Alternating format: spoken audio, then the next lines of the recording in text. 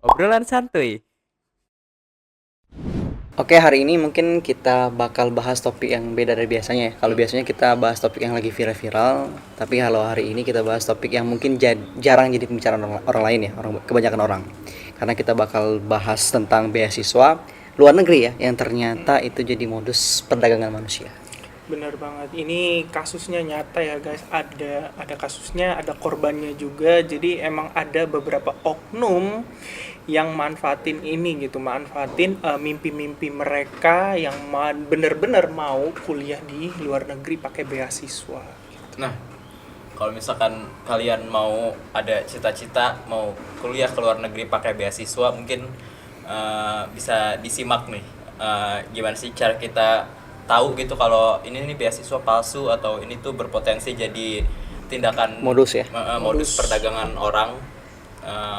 Supaya tidak Simak salah sampai ya. habis, oke? Iya, oke. Oke. Jadi waktu itu ini sebenarnya kejadian udah lumayan lama sih Mas Rian dan Abian. Cuman dulu sempet rame tapi Di ya tahun udah berapa gitu. tuh kira-kira? 2024. Oh, udah setahun ya. Iya, Oke. jadi lumayan rame terus ya udah jadi lewat gitu aja. Ada di Australia. Jadi di sana tuh ada satu orang, dia tuh dari Papua Nugini. Papua Dia Nugini. ngejanjiin masyarakat Papua Nugini untuk bisa kuliah di Aussie, di Australia. Oke, ini di luar Indonesia ya. Oke. Dengan beasiswa penuh dan fasilitas lengkap gitu. Tapi setelah sampai sana, para pelajar yang nerima beasiswa itu malah dipaksa kerja di ladang gitu, nggak sesuai sama awal perjanjian Oke. beasiswanya lah gitu. Jadi pada intinya yang tadinya pengen kuliah beasiswa ternyata pas tiba di sana dijadikan pekerja ya. Iya, Yang benar, mungkin oke. Jadi tapi sebelum bahas ke situ ya, mungkin aku mau cerita dulu sama Ibi sama Abian. Mungkin kalau masalah beasiswa mungkin dari tahun 2022 sampai apalagi pas online dulu ya. Teman-temanku banyak yang dapat beasiswa yang sekalian kerja dan beasiswa itu di Jerman, di Australia sama di Rusia ya. Tapi satu hal yang jadi poin penting adalah ternyata dapat beasiswa itu nggak semudah itu. Iya. Prosesnya nggak bisa 2 bulan, sebulan, Iya. butuh 1 tahun. Pengayaan bahasa ada beberapa kali tes. Intinya nggak mudah loh, nggak mudah ya kalau memang pengen ke luar negeri. Mungkin tadi ya kasus yang Ebi ceritakan tadi ya mungkin tadi diiming-imingi ke luar negeri dengan tahapan-tahapan yang mudah, Iya, mungkin ya. benar. Jadi pada intinya aku mau bilang ya teman-temanku pernah ada yang dapat beasiswa ke luar negeri tapi prosesnya lumayan lama dan panjang sih menurut aku itu sih. Balik lagi tadi yang soal kasus di Papua Nugini ini, katanya ceritanya mereka tuh paspornya mereka disita. Terus habis itu diiming-imingin ada inilah kolektif gitu atau biaya mengatasnamakan biaya beasiswa gitu. Padahal beasiswa sendiri kita tahu kan gratis, walaupun emang ada yang Bayar half di awal ya. founded gitu atau fully founded gitu. Terus habis itu mereka dikasih tempat tinggal yang kayak kurang proper gitu. Ada yang tinggal di I don't know, mungkin gubuk, kontainer. Itu kan bukan tempat tinggal yang layak ya bagi seorang mahasiswa gitu. Kemudian ya ujung-ujungnya balik lagi sampai polisi pun atau biro federal pun sampai turun akhirnya sampai ke kasus-kasus ini karena takut balik lagi, takut menjadi perdagangan manusia ya. Oke nih. Terus kalau misalkan tadi itu adalah yang ditipu rakyat Papua Nugini, di tahun 2024 juga ada. Mungkin kalian dulu pernah baca sih, waktu itu viral banget tuh 1.000 mahasiswa Indonesia tuh dijebak ikut program magang yang dikemas belajar sambil bekerja. Tapi kenyataannya mereka malah kerja manual yang berat, bukan praktik sesuai bidang studinya gitu. Jadi mereka nggak digaji, udah gitu sampai sana kayak disiksa banget lah kalau aku baca-baca di di artikel dan beberapa media dan bahkan media luar negeri pun update berita tentang ini gitu. Jadi beneran 1.000 mahasiswa ya? Indonesia gitu. Tapi sekarang udah pulang ya, udah pulang dan udah selesai sih permasalahannya. Masalahnya. Dan ada ini nggak tuntutan hukum nggak sama biro yang enggak, mungkin kalau aku baca orangnya sih ditangkap sih Mas Rian yang ngadain itu gitu. Jadi bahkan ada cerita dari salah satu korban gitu, dia ngira kalau ini tuh bakalan belajar di industri gitu, di industri di Jerman gitu. Tapi ya pada kenyataannya dia bilang cuman disuruh angkat-angkat barang sampai malam gitu. Capek, kedinginan, Jadinya sampai nggak jatuhnya bisa kayak pulang bukan gitu. beasiswa ataupun magang ya, tapi lebih ke kerja berat kayak Iya. tukang gitu ya, kuliah Kerja bahasanya. rodi ya, Kerja rodi ya. biasanya. Oke, Nah, oke. ini tuh bukan apa namanya kasus yang kecil sih sebenarnya. Investigasinya emang udah udah berjalan waktu itu gitu, udah selesai juga, tapi ada beberapa pihak Jerman maupun Oke. dari Indonesia gitu emang program ini tuh diduga memenuhi unsur eksploitasi gitu. Emang udah jelas banget ini tuh eksploitasi manusia Manusia lah. ya, tenaga manusia dan lain-lain ya, tidak ini. Apalagi yang bikin ngeri tuh semuanya tuh dikemas profesional gitu. Ada surat resmi, surat ada resmi, briefing. ada briefing, bahkan ada orientasi gitu. Jadi korban ngerasa oh ini bener nih kayaknya nih aman nih gitu. Padahal Artinya itu sih ngeri banget yang sih ya. agensinya itu udah proper sedemikian rupa ya, udah nyiapin surat dan lain-lain ya. Bener-bener niat mereka itu. Oke. Tapi kenapa ya kayak gitu-gitu bikin banyak orang kejebak tuh? Ya tadi kan mungkin dalam artian kalau aku lihat saat ini ataupun di kalangan kita anak muda itu banyak kali yang mungkin yang baru-baru viral beberapa bulan lalu, tagar keluar aja dulu dan lain-lain. Intinya banyak masyarakat yang tergiur dengan pendapatan di luar negeri, gajinya yang kalau misalkan dirupiahkan mungkin 1 bulan kerja di Indonesia di sana sama dengan kerja 6 bulan di Indonesia. Banyak yang tertarik karena gajinya sih, itu satu. Terus yang kedua pengen ngikutin gaya orang-orang barat ya, banyak yang tertarik dan apa ya, ingin langsung pergi keluar negeri. Tapi tadi yang mereka lupa adalah untuk pergi ke luar negeri tadi tidak semudah yang dipikirkan, karena dalam prosesnya orang luar negeri pun butuh pekerja yang memenuhi standar kualitas, dan itu perlu seleksi dan lain-lain. Jadi pada intinya itu yang jadi masalah, mereka pengen keluar negeri dengan cepat tapi tidak mau ngikutin proses standarisasi dari negara yang bersangkutan. Tapi sorry sebelum lanjut, berarti kalau misalkan ada yang pikir sampai ini kerja di luar lebih enak gitu, terus apa namanya kayak mikir mungkin gajinya lebih gede gitu di sini, Iya. sulit ya. Sulit ya. Berarti lapangan pekerjaan, berarti yang salah Yang salah mungkin dirinya sendiri sih. pemerintah jelas, balik lagi Pemerintah yang salah. jelas. Nggak mikirin Iya betul sih, kenapa sampai anak muda mikir ya, bukan mereka nggak mau ngabdi ke negara ya, tapi mereka mikirkan tentang ya sama lah kayak kita ya, realita kehidupan ketika selesai kuliah ternyata cari kerja nggak semudah itu. benar. Bahkan effort yang kita berikan nggak sebanding dengan apa yang kita terima ya, satu ya. Terus yang kedua, udah kerja sesuai dengan fashion tapi gajinya mungkin tidak seberapa. Makanya ada opsi ataupun berita-berita yang lihat kerja di luar negeri cuma jadi tukang cuci piring tapi gajinya 20 juta 30 juta. Jadi akhirnya itulah yang buat tertarik dan lain-lain ya. Tadi siapa sebenarnya yang perlu disalahkan ya, tadi mungkin kalau menurut aku secara gamblang di sini ya pemerintah tadi, karena kurang mampu untuk memprepare dunia kerja untuk anak muda ya, yang harusnya tadi anak muda tadi bisa di usia mudanya bisa dimanfaatkan dengan banyak kegiatan ya, dan Iya, maksimal gitu sih. ya. Mungkin juga kalau misalkan banyak yang tergiur karena diiming-imingi, enggak sih apa namanya, bukan banyak yang bilang sih, kalau aku sih dari dulu sih lumayan ada di lingkungan yang kayak lu coba deh kerja di Jepang Di gitu. Jepang ya. Nggak, apalagi kan udah disuruh dari SMA coba masuk apa SMK, masuk STM biar lebih kenal sama industri, nanti lo coba kerja di Jepang gitu. Karena jadi ya gitu sampai sekarang pun mungkin masih ada yang tergiur sama yang kayak gitu-gitu. Jadi padahal mah kalau dipikir-pikir sama aja sih sebenarnya biaya hidup di sana, terus sampai sini juga nggak beda jauh-jauh banget sebenarnya. Cuman kan gimana ya, banyak orang yang tergiur gitu, kayak tergiur janji manis gitu, kayak gajinya gede 20 juta sebulan. Tapi gini Bi, aku mau sampaikan dulu Bi, karena kebetulan ini pengalaman pribadi, ibuku itu pernah kerja di Jepang selama 5 tahun sebelum dia nikah. Dan memang dalam artian ya gajinya memang lebih besar dibanding sini. Tapi pengeluarannya juga lumayan besar. Tapi kalau di converse memang masih lebih unggul di sana. Satu itu. Terus kakakku sepupu 2019 baru pulang. Dan memang 3 tahun dia di Jepang, dan ketika pulang ke Indonesia dia bisa bikin usaha dan lain-lain. Artinya sebenarnya pemikirannya itu nggak salah menurut gue. Memang betul, tapi tadi kan ada prosesnya. Ibuku berangkat 1,5 tahun, kakakku 2 tahun setengah untuk belajar bahasa Jepang dan lain-lain. Artinya ada lembaga resmi di situ kan. Nah, terus sempat, kalau kita bahas soal pekerjaan, kemarin sempat viral juga Bi.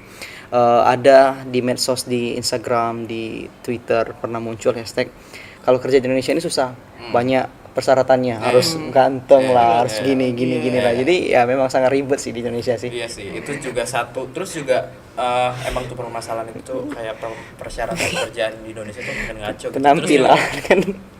Terus juga apa namanya, orang mikir kerja di luar negeri itu enak, tapi dia nggak mikirin gitu, padahal prosedurnya kan panjang banget tadi. Panjang. Yang kata Mas Rian bilang, mungkin kita harus belajar bahasanya dulu, culture-nya dulu, terus kayak prosedur Seleksi. legalitas visanya gimana, Betul. terus kayak lembaga pendidikannya gimana gitu, terus ada aturan ketenaga kerjaan di Betul. negara lain gitu yang nggak kita tahu. Jadi si penipunya jadi punya celah nih, dia jadi ngeming-ngemingin lo mau kerja luar Negeri negeri mudah, ikut. mudah sini ikut gue, lu nggak perlu legalitas Susah, visa ya. yang kayak gimana Ya, banget, terus nggak perlu belajar bahasa yang gimana banget. Jadi ya udah, itu celahnya tuh di situ Oke. sih sebenarnya. Artinya Apa namanya, faktor psikologis gitu. Jadi program ini tuh sering dipakai urgensi kayak kota terbatas gitu. oke, Kayak ada jadi orang iming-iming promo gitu ya. iya, Oke. Sekarang tuh emang inian banget ya, kalau dapat tawaran tuh kita apa sih istilahnya, Harus pilih-pilih perlu ya. pilih-pilih gitu, mana yang asli gitu, mana yang bukan gitu. Karena balik lagi tadi, karena iming-imingnya tadi gitu, dengan udah lu kerja sama gue cepet kok gitu, nggak perlu visa, nggak perlu apa, langsung berangkat, ntar gaji lu lebih gede daripada di Indonesia itu gitu. Karena kan kita juga ya manusia kan, perlu kebutuhan gitu, ya udah, apalagi mepet, ya udah gitu. Langsung tergiur ya.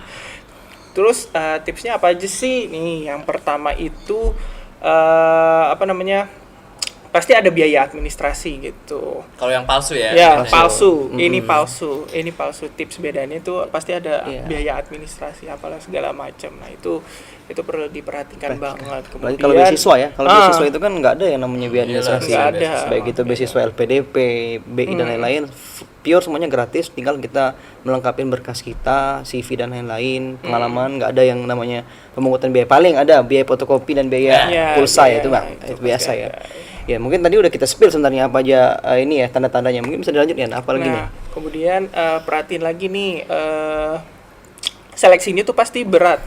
Kita tahu kan kalau misalnya kayak Jepang ini biasanya perlu apa, sertifikat Bahasa Jepang. N berapa. Nah, Betul. itu biasanya kalau Jepang tuh pakai N. Nah, terus buat Amerika atau Inggris tuh kan ada TOEFL, TOEFL, yes. IELTS. Nah, itu perlu banget. Nah, perhatiin juga ini lembaga bahasanya juga, guys. Nah, jangan lupa, karena balik lagi, siapa tahu mereka cuman apa kayak ngasih sertifikat palsu, pas di sana lah kok nggak asli. Nah, perhatikan lagi di situ.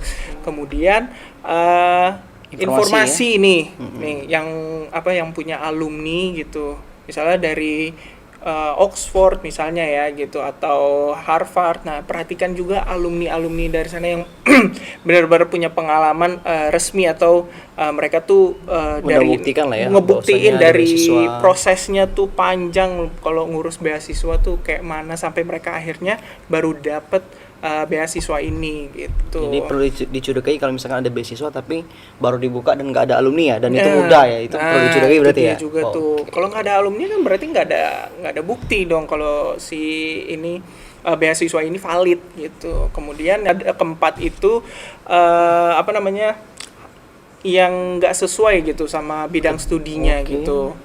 Sama gajinya biasanya terlalu Gajinya besar juga tuh. Kalau terlalu besar juga kan kayak sus banget ya. Oke. Tiba-tiba nih, apa sih istilahnya? Persyaratan mudah. Terus Gajinya diimingin besar. gaji kayak 50 juta atau sampai 100 juta, itu aneh banget. Nggak make sense Nggak ya? mungkin, guys. Oke. Nggak mungkin nggak valid itu. Dan terakhir itu paspor ya. Nah, takutnya perhatiin lagi tuh paspor kalian gitu, takutnya ada iming-iming kayak udah paspornya kita simpen dulu. Nah, itu jangan tertarik tuh yang kayak gitu, kita simpen dulu. Nah, itu jangan mau, guys. Oke, jadi gimana Bi? Pada intinya hal yang besar mau didapat itu nggak bakal diraih dengan hal yang mudah ya. Ada proses dan harus ada standar prosesnya, yang tinggi kan ya. kalau misalnya kayak sesimpel harus bisa bahasa sana lah. Iyalah. Kalau mau ke luar negeri ya, Ya, itu betul. kan kayak kan ada pepatah di mana bumi dipijak, di situ langit dijunjung. Oke, jadi emang sih itu kita bisa ngelakuin. Mungkin yang pertama itu cek gitu sumber si Informasi. beasiswanya tuh dari mana, ini legit nggak nih. Kalau misalkan mungkin dari portal berita doang itu biasanya ada chance untuk kepleset juga sih si portal beritanya. Tapi kalau Jadi, dari kampusnya insya Allah aman ya? aman, Aman ya, insya ya, Allah terjamin aman. ya. Kalau bisa kawan-kawan bisa lihat apakah di Ada track kampusnya recordnya ya? tuh suka ada informasi beasiswa luar negeri, dalam negeri maupun informasi tentang lowongan magang, itu bisa dilihat semua di Itu kampusnya. resmi gitu Insya ya? Itu Allah. resmi, guys. Resmi. Karena Ditulis ngambilnya oleh langsung. ini ya, informan-informan yang luar biasa ya, Benar. dijamin. Itu, emang sumbernya juga dari terpercaya. Oke. Gitu. Jadi ya yang itu yang pertama tuh harus terus dilihat sumbernya tuh dari mana gitu, resmi enggak, terus si beasiswanya nih ada, tadi balik lagi tuh ada alumninya enggak, atau misalkan dia pakai websitenya Resmi bener atau enggak enggak? gitu. Iya. Itu. Intinya Terus yang kedua apa Mas Rian? alumni sih, alumni Iya. harus cari alumni dalam artian beasiswa yang legal ataupun yang resmi itu biasanya udah banyak alumninya dan udah banyak dalam artian testimoni dari alumninya. Aku pribadi pun kalau ikut beasiswa selain cari informasi di website resmi, aku bakal tanya dulu, cek person di kontak alumni biasanya. Kalau bisa dihubungin alumninya, bisa sharing-sharing ya. Biasanya ke situ. Apalagi kalau misalkan ada kakak tingkat kita SMA ataupun kuliah yang dapat beasiswa, biasanya aku lebih rekomendasi ke situ sih, ke ngikutin alumni yang udah pernah dapat beasiswa. Itu sih kalau aku Ya. Yang Kita terakhir. juga sebenarnya ini out of topic sih. Aku mau ngomongin ada berita duka gitu. Jadi pada waktu ini di tag, ini udah waktu hari kelima, Hari kelima, mungkin, ya, kelima ya. adanya bencana di Sumatera, dan Kampusnet lagi ada kolaborasi Kolaborasi. dengan Lentera Foundation dan juga Dompet Duafa menggalang dana untuk korban teman-teman kita ya yang terkena korban bencana di Sumatera. Jadi nanti kalau teman-teman kampus friend ya Iya. ingin berdonasi, nanti kami akan kirim linknya di sini. Kita kolaborasi bareng Dompet Duafa dan insyaallah kita bakal ngumpulin dana untuk update-nya sampai kapan dan berapa jumlahnya nanti bakal bisa dicek di website resmi yang kita tautkan di live ini ya. Ya, Iya, Bi, ya, ya. Iya, itu ya mungkin ya. Aku juga mau ngasih update sedikit Tentang terkait bencana bencana itu ya? tersebut. Boleh? Dilansir dari BNPB sampai saat ini tanggal 3 Desember, jam 14.53 ya. korban sampai saat ini udah nyentuh 753 yang meninggal. 93 ini. Sementara 650 orang masih dilaporkan hilang. Berapa? 650 orang sampai saat ini masih dilaporkan hilang. Terus sekitar 2.600-an orang luka akibat terjangan banjir dan tanah longsor tersebut. Dilaporkan dari BNPB juga ada sekitar 3,3 juta di 49 kabupaten dan kota di Provinsi Aceh. Dengan rincian 1,5 juta orang di Aceh, sementara Sumatera Utara 1,7 juta orang, Sumatera Barat sekitar 141.800 orang yang terdampak bencana ini. Jadi lumayan banyak dan ini tuh seharusnya udah bukan skala daerah lagi, Tapi udah lagi-lagi nasional, udah guys. nasional seharusnya, cuman ya gitulah, pemerintahnya masih tone deaf banget. Ya, pemerintah ingat ya, jangan semena-mena dalam menggunakan lahan ya. Kasihan ya. Iya Dengan dong, harus masyarakat yang dipikirin. tidak tahu apa-apa dan cuma mendapat hal-hal buruknya saja ya. Ingat tuh Kementerian Kehutanan. Iya, padahal aneh tau. Kalau itu dulu, kalau kalian belajar nih, balik lagi kalau kalian dulu SD mungkin SD sih, saya ingat kita Betul. belajar ilmu pengetahuan Alam. alam tuh fungsinya pohon apa itu ada namanya reboisasi. Sederhana ya. Jadi Heeh, kalau dulu sederhana diajarin banget kalau kita mau pengetahuan. memanfaatkan pohon jangan lupa ditanam kembali.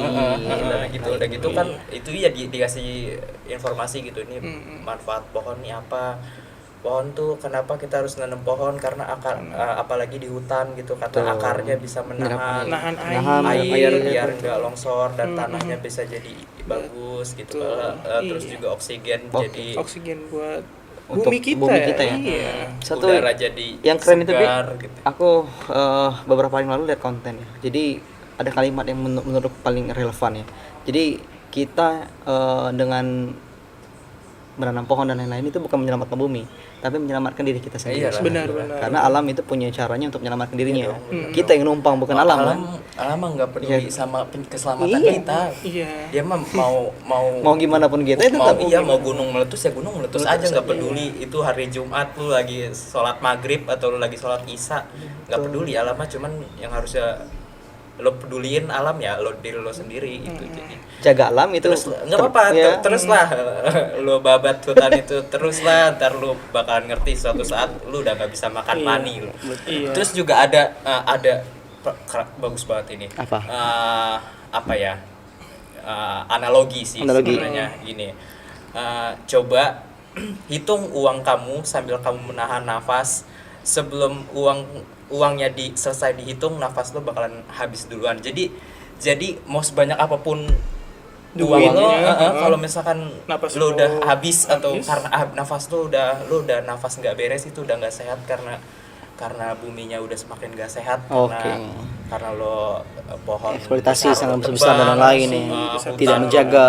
peduli. Iya, oke. Jadi ya nggak bakalan suatu saat lo bakalan ngerti sih, lo nggak bakalan nikmatin uang Ingat dari ini sih, Oke, guys. kita kembali ke topik di akhir. Kembali ke topik sebenarnya. Karena Jadi, udah beasiswa punya mimpi beasiswa ke luar negeri. boleh. Kalian sampai saat ini masih realistis? Boleh, sangat masih boleh. masih banget. Karena kan kita diajarkan untuk bermimpi setinggi langit. Ya, betul. Walaupun jatuh kita akan terjatuh di antara Iya. bintang-bintang kan. Ya, Jarang masalah. mimpi sampai ke negeri Cina. Gitu. Oke. Tapi iya sih, tapi catatan jangan sampai mimpi itu jadi bumerang. Iya, gitu. jadi jebakan buat Jebakan diri juga. lo sampai lo trauma. Betul. Harus bijak, harus bisa memilah-milah informasi. Ingat, suatu hal yang besar itu dicapai dengan proses dan juga hal-hal yang bersifat panjang ya, dan juga bukan hal yang mudah ya. Jadi pada intinya kalau misalkan ada tawaran ke luar negeri, ada tawaran kemanapun itu dengan gaji besar tapi prosesnya mudah dan gampang, itu patut dicurigai. Itu pada intinya. Jadi verifikasi dulu putusan ini, baru nanti diambil tanggung jawabnya ya. Jadi intinya dipilih-pilih dulu, baru dieksekusi mana yang paling baik pilihannya.